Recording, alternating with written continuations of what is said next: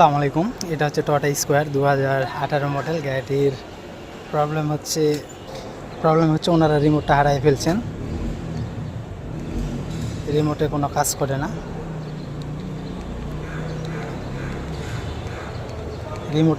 করে না। রিমোটটা লস কী করবো আমি? রিমোটটা অলরেডি হারাই ফেলছেন ওনারা।